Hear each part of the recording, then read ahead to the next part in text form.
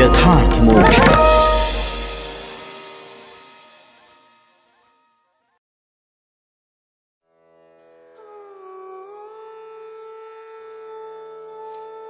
नौवां अध्याय, ध्रुव का वर पाकर घर लौटना। श्री मैत्री जी कहते हैं, विदुर जी, भगवान के इस प्रकार आश्वासन देने से देवताओं का भय जाता रहा और वे उन्हें प्रणाम करके स्वर्गलोक को चले गए। तदनंतर विराट स्वरूप भगवान गरुड़ पर चढ़कर अपने भक्त को देखने के लिए मधुवन में आए। उस समय ध्रुव जी तीव्र योगाभ्यास से एकाग्र हुई बुद्धि के द्वारा भगवान की बिजली के समान देदीप्यमान जिस मूर्ति का अपने हृदय कमल में ध्यान कर रहे थे, वह सहसा विलीन हो गई। इससे घबराकर उन्होंने यों ही नेत्र खोले कि भगवान के उसी रूप को बाहर अपने सामने खड़ा देखा। प्रभु का दर्शन पाकर बालक ध्रुव को बड़ा कौतूहल हुआ। वे प्रेम में अधीर हो गए। उन्होंने पृथ्वी पर दंड के समान लौटकर उन्हें प्रणाम किया। फिर वे इस प्रकार प्रेम भरी दृष्टि से उनकी ओर देखने लगे मानो नेत्रों से उन्हें पी जाएंगे, मुख से चूम लेंगे और भुजाओं में कस लेंगे।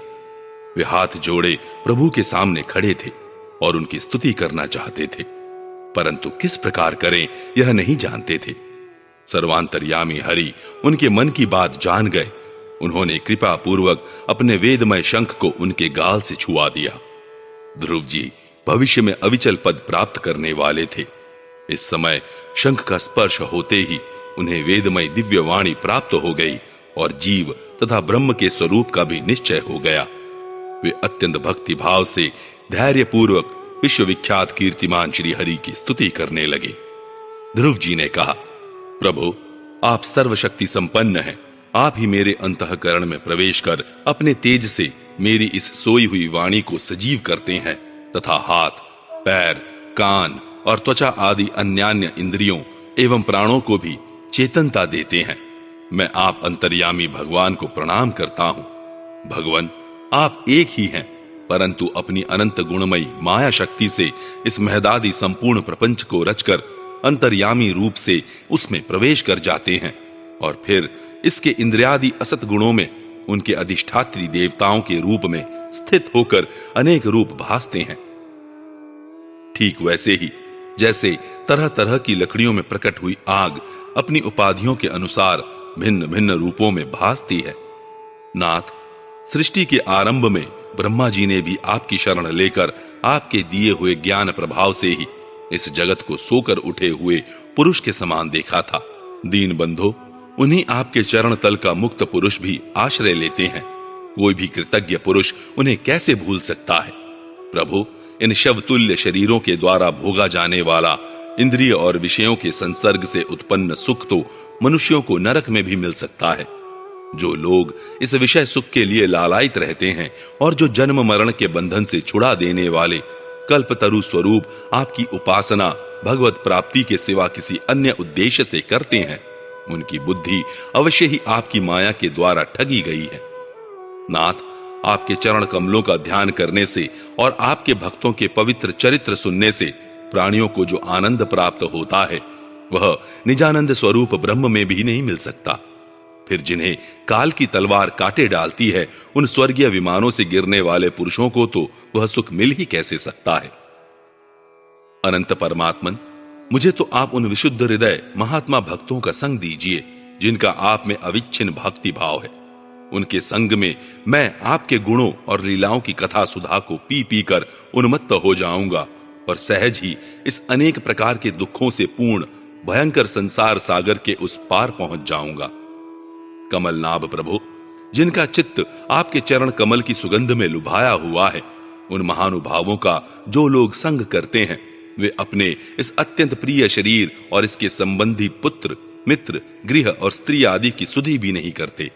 अजन्मा परमेश्वर, मैं तो पशु, वृक्ष, पर्वत, पक्षी, सरीसृप, देवता, दैत्य और मनुष्य आदि से परिपूर्ण तथा महदादि अनेकों कारणों से संपादित आपके इस सदात्मक स्थूल विश्व रूप को ही जानता हूं। इससे परे जो आपका परम स्वरूप है, जिसमें वाणी की गति नहीं है, उसका मुझे पता नहीं है। भगवान, कल्प का अंत होने पर योग निद्रा में स्थित जो परम पुरुष इस संपूर्ण विश्व को अपने उदर में लीन करके शेष जी के साथ उन्हीं की गोद में शयन करते हैं, तथा जिनके नाभि समुद्र से प्रकट हुए सर्वलोकमय सुवर्ण वर्ण कमल से परम तेजोमय ब्रह्मा जी उत्पन्न हुए, वे भगवान आप ही हैं। मैं आपको प्रणाम करता हूं। प्रभु, आप अपनी अखंड चिन्मयी दृष्टि से बुद्धि की सभी अवस्थाओं के साक्षी हैं तथा नित्य मुक्त शुद्ध सत्वमय सर्वज्ञ परमात्म स्वरूप निर्विकार आदि पुरुष षडैश्वर्य संपन्न एवं तीनों गुणों के अधीश्वर हैं। आप जीव से सर्वथा भिन्न हैं तथा संसार की स्थिति के लिए यज्ञाधिष्ठाता विष्णु रूप से विराजमान हैं। आपसे ही विद्या अविद्या आदि विरुद्ध गतियों वाली अनेकों शक्तियां धारावाहिक रूप से निरंतर प्रकट होती रहती है। आप जगत के कारण अखंड अनादि अनंत आनंदमय निर्विकार ब्रह्म स्वरूप हैं। मैं आपकी शरण हूं। भगवान, आप परमानंद मूर्ति हैं। जो लोग ऐसा समझकर निष्काम भाव से आपका निरंतर भजन करते हैं, उनके लिए राज्यादि भोगों की अपेक्षा आपके चरण कमलों की प्राप्ति ही भजन का सच्चा फल है। स्वामिन, यद्यपि बात ऐसी ही है तो भी गौ जैसे अपने तुरंत के जन्मे हुए बछड़े को दूध पिलाती और व्याघ्रादि से बचाती रहती है, उसी प्रकार आप भी भक्तों पर कृपा करने के लिए निरंतर विकल रहने के कारण हम जैसे सकाम जीवों की भी कामना पूर्ण करके उनकी संसार भय से रक्षा करते रहते हैं। श्री मैत्रेय जी कहते हैं, विदुर जी, जब शुभ संकल्प वाले मतिमान ध्रुव जी ने इस प्रकार स्तुति की, तब भक्त वत्सल भगवान उनकी प्रशंसा करते हुए कहने लगे। श्री भगवान ने कहा, उत्तम व्रत का पालन करने वाले राजकुमार, मैं तेरे हृदय का संकल्प जानता हूं। यद्यपि उस पद का प्राप्त होना बहुत कठिन है, तो भी मैं तुझे वह देता हूं। तेरा कल्याण हो।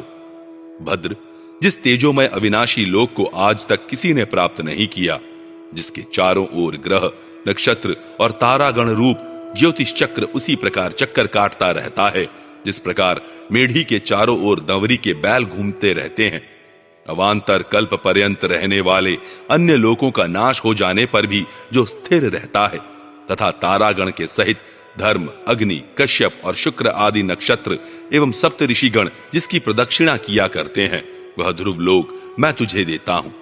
यहां भी जब तेरे पिता तुझे राज सिंहासन देकर वन को चले जाएंगे, तब तू 36,000 वर्ष तक धर्म पूर्वक पृथ्वी का पालन करेगा। तेरी इंद्रियों की शक्ति ज्यों की त्यों बनी रहेगी।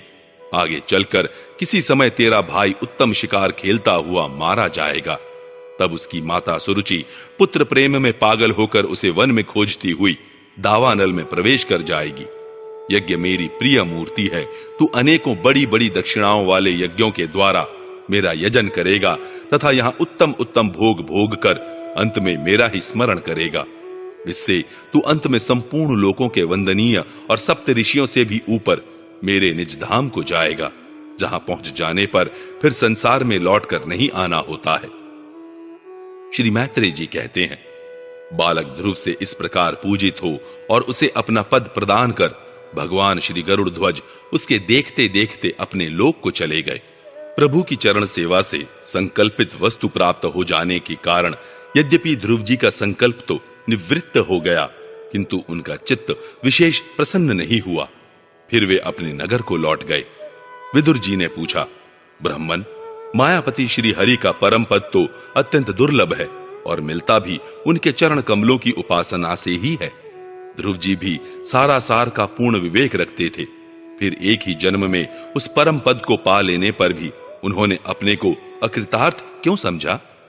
श्री मैत्रेय जी ने कहा, ध्रुव जी का हृदय अपनी सौतेली माता के वाग बाणों से बिंध गया था तथा वर मांगने के समय भी उन्हें उनका स्मरण बना हुआ था। इसी से उन्होंने मुक्तिदाता श्री हरि से मुक्ति नहीं मांगी।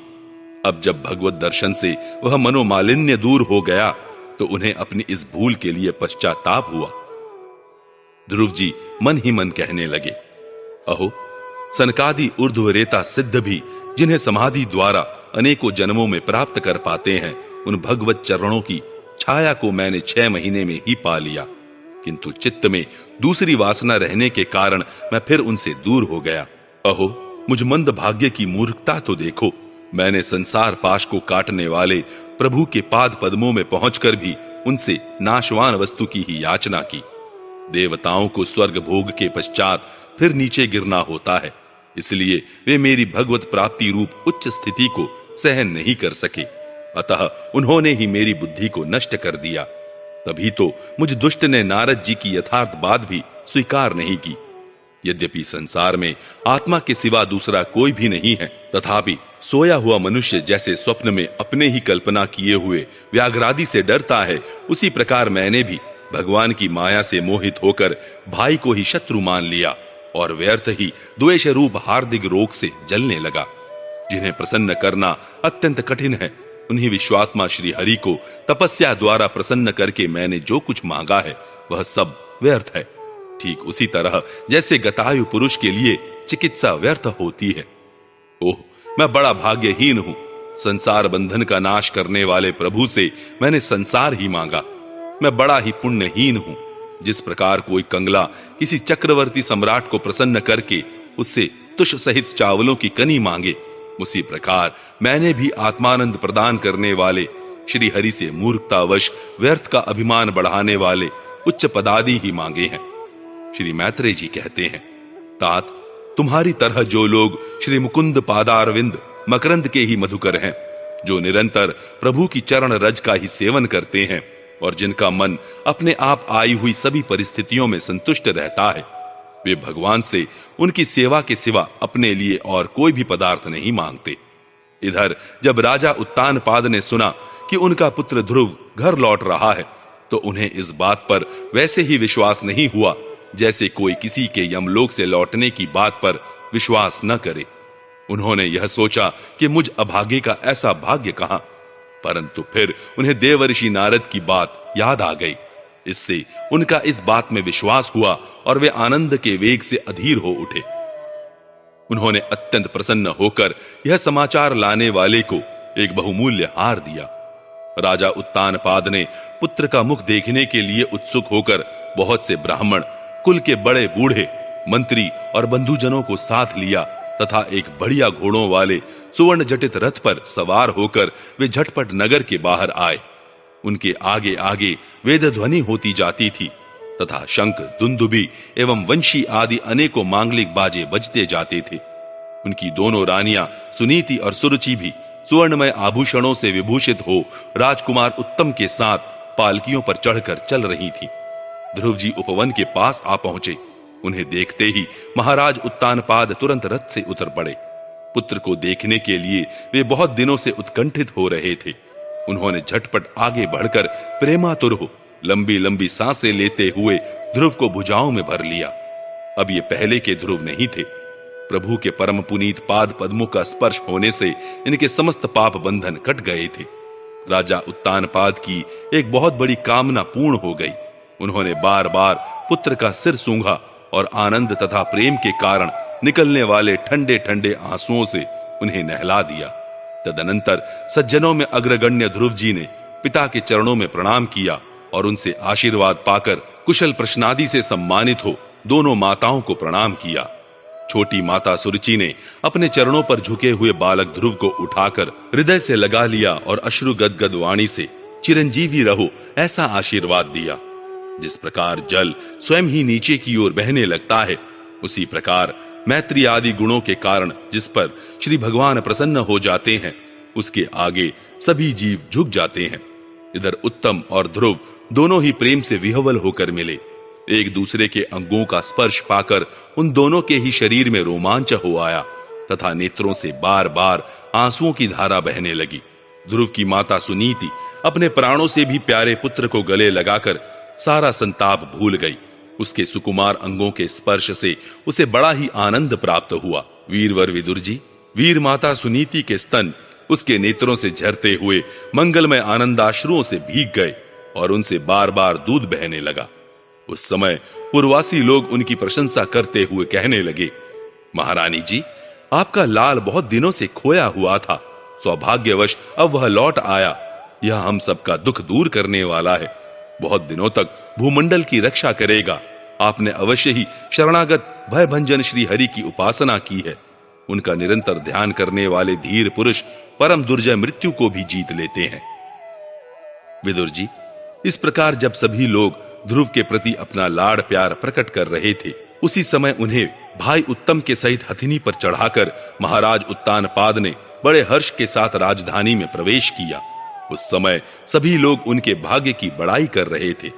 नगर में जहां तहां मगर के आकार के सुंदर दरवाजे बनाए गए थे तथा फल फूलों के गुच्छों के सहित केले के खंबे और सुपारी के पौधे सजाए गए थे। द्वार द्वार पर दीपक के सहित जल के कलश रखे हुए थे, जो आम के पत्तों, वस्त्रों, पुष्पमालाओं तथा मोती की लड़ियों से सुसज्जित थे। जिन अनेकों परकोटों, फाटकों और महलों से नगरी सुशोभित थी, उन सबको सुवर्ण की सामग्रियों से सजाया गया था तथा उनके कंगूरे विमानों के शिखरों के समान चमक रहे थे। नगर के चौक, गलियों, अटारियों और सड़कों को झाड़ बुहार कर उन पर चंदन का छिड़काव किया गया था और जहां तहां खील, चावल, पुष्प, फल, जौ एवं अन्य मांगलिक उपहार सामग्रियां सजी रखी थीं। ध्रुव जी राजमार्ग से जा रहे थे। उस समय जहां तहां नगर की शीलवती सुंदरियां उन्हें देखने को एकत्र हो रही थीं, उन्होंने वात्सल्य भाव से अनेकों शुभाशीर्वाद देते हुए उन पर सफेद सरसों, अक्षत, दही, जल, दूर्वा, पुष्प और फलों की वर्षा की। इस प्रकार उनके मनोहर गीत सुनते हुए ध्रुव जी ने अपने पिता के महल में प्रवेश किया। वह श्रेष्ठ भवन महामूल्य मणियों की लड़ियों से सुसज्जित था। उसमें अपने पिताजी के लाड़ प्यार का सुख भोगते हुए वे उसी प्रकार आनंद पूर्वक रहने लगे जैसे स्वर्ग में देवता लोग रहते हैं। वहां दूध के फेन के समान सफेद और कोमल शैयाएं, हाथी दांत के पलंग, सुनहरी कामदार पर्दे, बहुमूल्य आसन और बहुत सा सोने का सामान था। उसकी स्फटिक और महामरकत मणि की दीवारों में रत्नों की बनी हुई स्त्री मूर्तियों पर रखे हुए मणिमय दीपक जगमगा रहे थे। उस महल के चारों ओर अनेक जाति के दिव्य वृक्षों से सुशोभित उद्यान थे, जिनमें नर और मादा पक्षियों का कलरव तथा मतवाले भौरों का गुंजार होता रहता था। उन बगीचों में वैदुर्य मणि की सीढ़ियों से सुशोभित बावलियां थी, जिनमें लाल, नीले और सफेद रंग के कमल खिले रहते थे तथा हंस, कारंडव, चकवा एवं सारस आदि पक्षी क्रीड़ा करते रहते थे। राजऋषि उत्तानपाद ने अपने पुत्र के अति अद्भुत प्रभाव की बात देवर्षि नारद से पहले ही सुन रखी थी। अब उसे प्रत्यक्ष वैसा ही देखकर उन्हें बड़ा आश्चर्य हुआ। फिर यह देखकर कि अब ध्रुव तरुण अवस्था को प्राप्त हो गए हैं, अमात्य वर्ग उन्हें आदर की दृष्टि से देखते हैं तथा प्रजा का भी उन पर अनुराग है, उन्होंने उन्हें निखिल भूमंडल के राज्य पर अभिषिक्त कर दिया और आप वृद्धावस्था आई जानकर आत्मस्वरूप का चिंतन करते हुए संसार से विरक्त होकर वन को चल दिए। 10वां अध्याय। उत्तम का मारा जाना, ध्रुव का यक्षों के साथ युद्ध। श्री मैत्रेय जी कहते हैं, विदुर जी, ध्रुव ने प्रजापति शिशुमार की पुत्री भ्रमी के साथ विवाह किया। उससे उनके कल्प और वत्सर नाम के 2 पुत्र हुए। महाबली ध्रुव की दूसरी स्त्री वायुपुत्री ईला थी। उससे उनके उत्कल नाम के एक पुत्र और एक कन्या रत्न का जन्म हुआ। उत्तम का अभी विवाह नहीं हुआ था कि एक दिन शिकार खेलते समय उसे हिमालय पर्वत पर एक बलवान यक्ष ने मार डाला। उसके साथ उसकी माता भी परलोक सिधार गई। ध्रुव ने जब भाई के मारे जाने का समाचार सुना तो वे क्रोध, शोक और उद्वेग से भरकर एक विजयप्रद रथ पर सवार हो यक्षों के देश में जा पहुंचे। उन्होंने उत्तर दिशा में जाकर हिमालय की घाटी में यक्षों से भरी हुई अलकापुरी देखी। उसमें अनेकों भूत, प्रेत, पिशाचादि रुद्रानुचर रहते थे। विदुर जी, वहां पहुंचकर महाबाहु ध्रुव ने अपना शंख बजाया तथा संपूर्ण आकाश और दिशाओं को गुंजा दिया। उस शंख ध्वनि से यक्ष पत्नियां बहुत ही डर गईं। उनकी आंखें भय से कातर हो उठी। वीरवर विदुर जी, महाबलवान यक्ष वीरों को वह शंखनाद सहन न हुआ, इसलिए वे तरह तरह के अस्त्र शस्त्र लेकर नगर के बाहर निकल आए और ध्रुव पर टूट पड़े। महारथी ध्रुव प्रचंड धनुर्धर थे। उन्होंने एक ही साथ उनमें से प्रत्येक को 3-3 बाण मारे। उन सभी ने जब अपने अपने मस्तकों में 3-3 बाण लगे देखे, तब उन्हें यह विश्वास हो गया कि हमारी हार अवश्य होगी। वे ध्रुव जी के इस अद्भुत पराक्रम की प्रशंसा करने लगे। फिर जैसे सर्प किसी के पैरों का आघात नहीं सहते, उसी प्रकार ध्रुव के इस पराक्रम को न सहकर उन्होंने भी उनके बाणों के जवाब में एक ही साथ उनसे दूने 6 बाण छोड़े। यक्षों की संख्या 13 अयुत थी।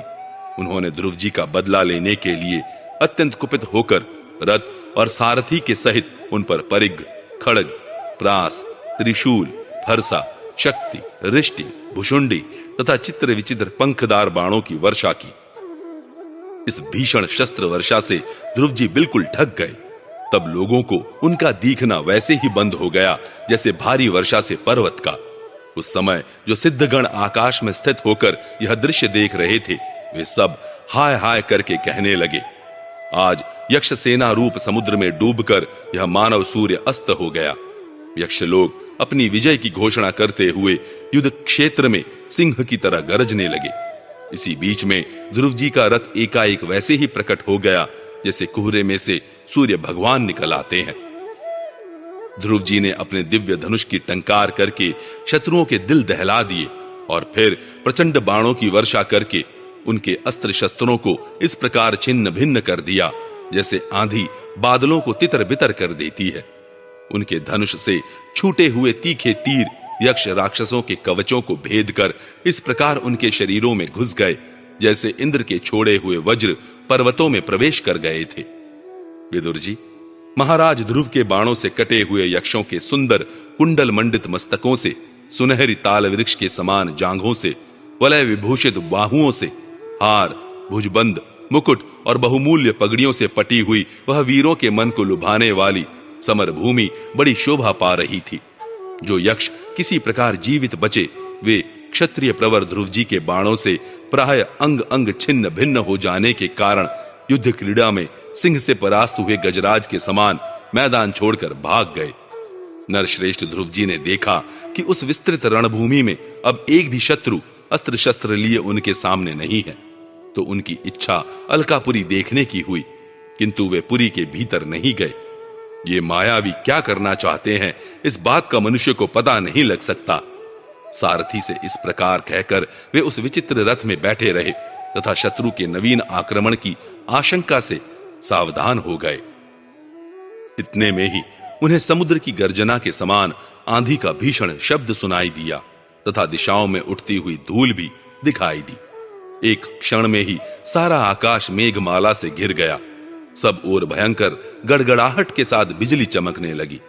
निष्पाप विदुर जी, उन बादलों से खून, कफ, पीप, विष्ठा, मूत्र एवं चर्बी की वर्षा होने लगी और ध्रुव जी के आगे आकाश से बहुत से धड़ गिरने लगे। फिर आकाश में एक पर्वत दिखाई दिया और सभी दिशाओं में पत्थरों की वर्षा के साथ गदा, परिघ, तलवार और मूसल गिरने लगे। उन्होंने देखा कि बहुत से सर्प वज्र की तरह फुफकार मारते रोषपूर्ण नेत्रों से आग की चिंगारियां उगलते आ रहे हैं। झुंड के झुंड मतवाले हाथी, सिंह और बाघ भी दौड़े चले आ रहे हैं। प्रलय काल के समान भयंकर समुद्र अपनी उत्ताल तरंगों से पृथ्वी को सब ओर से डुबाता हुआ बड़ी भीषण गर्जना के साथ उनकी ओर बढ़ रहा है। क्रूर स्वभाव असुरों ने अपनी आसुरी माया से ऐसे ही बहुत से कौतुक दिखलाए जिनसे कायरों के मन कांप सकते थे। ध्रुव जी पर असुरों ने अपनी दुस्तर माया फैलाई है। यह सुनकर वहां कुछ मुनियों ने आकर उनके लिए मंगल कामना की। मुनियों ने कहा, उत्तानपाद नंदन ध्रुव, शरणागत भयभंजन शारंग पाणी भगवान नारायण तुम्हारे शत्रुओं का संहार करें। भगवान का तो नाम ही ऐसा है जिसके सुनने और कीर्तन करने मात्र से मनुष्य दुस्तर मृत्यु के मुख से अनायास ही बच जाता है।